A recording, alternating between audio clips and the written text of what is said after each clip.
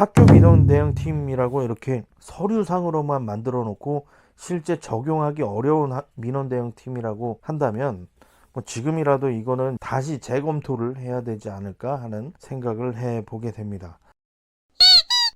여러분 안녕하세요, 훈이쌤입니다.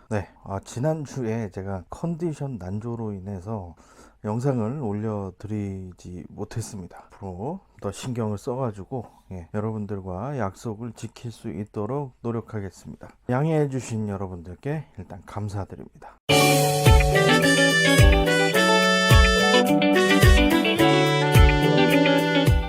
오늘은 학교 민원 대응팀에 대한 이야기를 나눠볼까 합니다. 이 주제로 말씀을 드리려고 생각을 하고 있었는데 이 학교 민원 대응팀이 지금 어떻게 구성이 되고 어떻게 운영이 되고 있는지에 대해서 의문을 가지고 계신 분들이 계신 걸 파악을 하려고 노력을 했었습니다. 실제 이 학교 민원 대응팀이 작년에 도입이 되기 시작을 하면서 학교에서 민원이 들어왔을 때 어떻게 진행을 하는지에 대해서 교육부에서 프로세스를 만들어서 내려보냈지만 일부 언론들을 통해서 확인해 보셨을 거예요. 학교의 99%의 민원 대응팀이 구성이 돼 있는데 실제로 운영되고 있는 거에 대해서는 약간 갸우뚱 하시는 분들이 많으십니다. 실제로 뭐 그런 게 있냐? 라고 이야기를 하시는 분들도 상당수 계세요. 그런데 교육부에서 조사한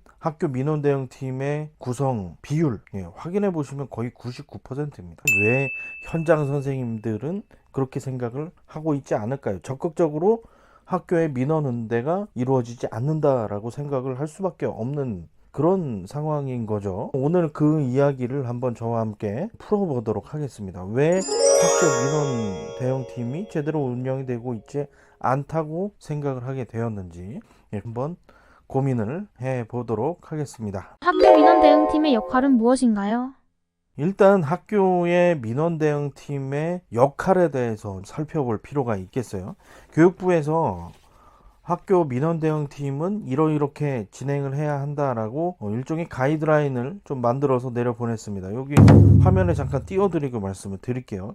민원을 제기하는 방식이 온라인과 유선이 있습니다. 그럼 오프라인은 없냐? 없어요. 온라인은 국민신문고나 정보공개 청구 이런 것들이 될 수 있겠고요. 유선이라고 하는 것은 전화로 학교로 민원을 제기하는 그런 방식이겠죠. 그러면 민원 창구를 통해서 민원 대응팀이 접수를 하게 되어 있습니다. 이때 접수를 할 때 전화나 온라인 등으로 학교로 접수되는 모든 민원을 민원 창구에서 민원 대응팀에서 1차로 접수를 하고 그 다음에 민원 처리 방식에 따라서 단순 요청인지 협조 민원을 요청을 해야 하는 건지 또 관리자 대응 민원인지 아니면 교육지원청으로 이관을 해야 되는 상급기관 대응 민원인지를 파악을 해서 처리하는 그런 프로세스로 안내를 했습니다. 그런데 실제 지금 학교 현장에서 어떻게 진행이 되고 있느냐, 이런 민원이 발생을 한 경우를 최초로 되돌려 볼게요. 자, 민원을 어떤 걸 민원이라고 보나요? 민원이라고 하는 것이 학교의 어떠한 정보에 대해서 또는 어떻게 처리되는 과정에 대해서 명확하게 알고 싶으실 때 민원 제기를 하게 되죠. 학교에 전화를 할 때에는 담임 선생님과 소통을 하게 될 수 있고요. 또 학교 폭력 사안이라든가 교육활동 침해 사안이라든가 학칙 위반 사안들 같은 경우에는 담당 선생님들이 있어요. 근데 담임 선생님을 통해서 이러이러한 거에 대해서 정보를 명확하게 알려주셨으면 좋겠다라고 하는 그런 대화가 이루어질 수 있잖아요. 상담하는 과정에서 얼마든지 그런 내용들이 요청이 될 수 있습니다. 그러한 모든 것들을 민원 대응팀으로 넘길 수는 없겠지만 실제 이 프로세스를 그대로 적용하기에는 사실 괴리가 있다라고 보실 수밖에 없는 구조입니다. 실제 어떻게 운영되고 있나요? 그래서 일부 시도교육청에서는 어떻게 하고 있나? 지금 제가 풀어드릴게요. 민원 대응팀이 민원 대응을 하는 건 맞아요. 모든 학교의 초중고에 민원 대응팀이 구성되어 있는 것도 맞습니다. 그런데 특이 민원에 대해서만 이렇게 진행이 된다고 하는 겁니다. 실제 온라인 창구라든가 유선 창구로 접수가 되었을 때 민원 대응팀이 단순 요청인지 협조 민원인지 관리자 대응 민원인지 상급기관 요청하는 민원인지 그걸 파악하는 것이 아니라 일단 민원은 민원대로 진행이 되다가 그 다음에 국민신문고나 정보공개 청구 또는 전화로 접수가 되었을 때 민원 대응팀이 개입해서 진행이 된다. 그런 거죠. 그러니까 교육부에서 내려온 지침과 실제 학교에서 적용되는 상황이 이론하고 현실이 전혀 맞지 않는 그런 구조의 민원 대응팀이 운영이 되고 있다는 겁니다. 민원 대응팀에 대한 가이드라인을 내려 보내주셨는데 이게 실제 학교에 적용을 할 수 있느냐, 거기에서부터 적절하게 체크를 해 주실 필요가 있을 것 같고, 일반적인 민원 응대와 특이 민원은 분리해서 대응을 한다고 여기 기본 응대 방향에도 가이드라인에 이렇게 제시가 되어 있음에도 불구하고 일반적인 민원 응대로 대부분이 보게 되는 거죠. 그리고 학교 민원 대응팀은 전화, 온라인 등 학교로 접수되는 모든 민원을 통합하여 접수라고 되어 있는데도 특이 민원만 접수를 한다고 하는, 이게 지금 앞뒤가 다르지 않습니까? 이 부분들에 대해서 지침을 어떻게 따라야 하는지 그 부분에 대해서 명확하게 지침을 내려주셔야 학교에서도 이거를 적용하고 또 대응하는 데에 문제가 없지 않을까 하는 생각을 해보게 됩니다.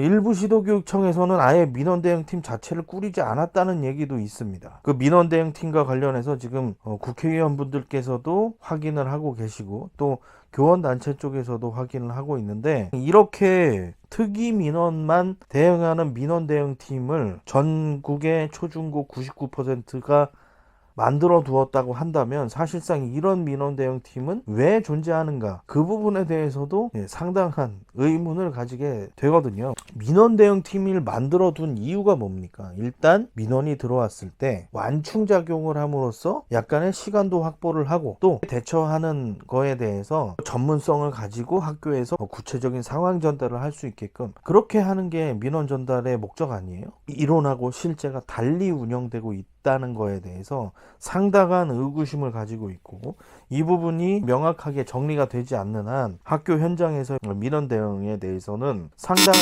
혼란을 가지고 올 수밖에 없고 업무 담당자의 입장에서 굉장히 곤란한 상황이 발생할 수 있다.